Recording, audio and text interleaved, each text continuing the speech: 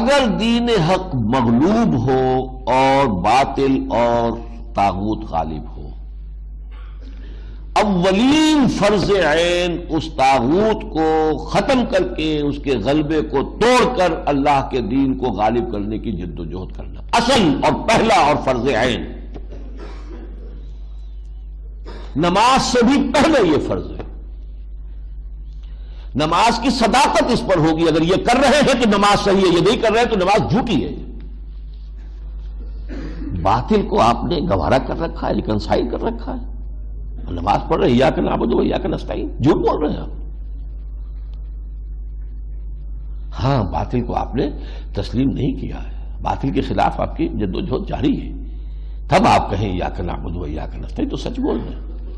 جھوٹ بولتے روزانہ، بازی بارش بابا ہم بازی، جھوٹ اوروں سے اللہ کی جناب میں کھڑے ہو کے جھوٹ بول رہے ہیں۔ تو پہلی بات سمجھ لیجیے، اس صورت میں پہلا فرض یہ ہے جس کے ہونے پر ہر فرض کے صحت کا دار و مدار۔ نماز بھی اس کے لیے استعانت کے لیے ہے، وَاسْتَعِینُوا بِالصَّبْرِ وَالصَّلَاةِ، اس مقصد کے لیے استعانت نماز سے حاصل کرو، مدد حاصل کرو۔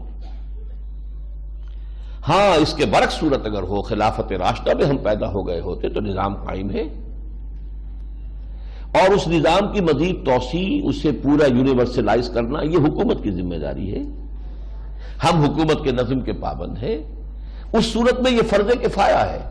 حکومت کہتی ہے اتنے آدمی والنٹیئرز ہمیں چاہیے، اتنے آدمی نکل آئے، باقی سب آرام سے گھروں میں سوئے، ان کے اوپر کوئی ملامت نہیں ہے۔ ایسے جیسے نماز جنازہ فرض کفایہ ہے، کچھ لوگوں نے نماز پڑھ لی، باقی سب کی طرف سے بھی ادا ہو جائے گی۔ کسی نے نہیں پڑھی تو سب مجرم، سب گناہگار ہو جائیں گے۔ اس معنی میں اگر خلافت کا نظام قائم ہو، دین غالب ہو، تو انڈیویجولز کے اوپر سے ذمہ داری ہٹ گئی، اب وہ ادارہ موجود ہے خلافت کا، حکومت اسلامی کا، وہ اس کی دیکھ بھال کرے گا، اور اس میں جو بھی ضرورت اسے ہے، جو اسے افرادی قوت چاہیے، مالی قوت چاہیے، تعاون چاہیے، وہ لوگ پیش کر دیں، بس ٹھیک ہے۔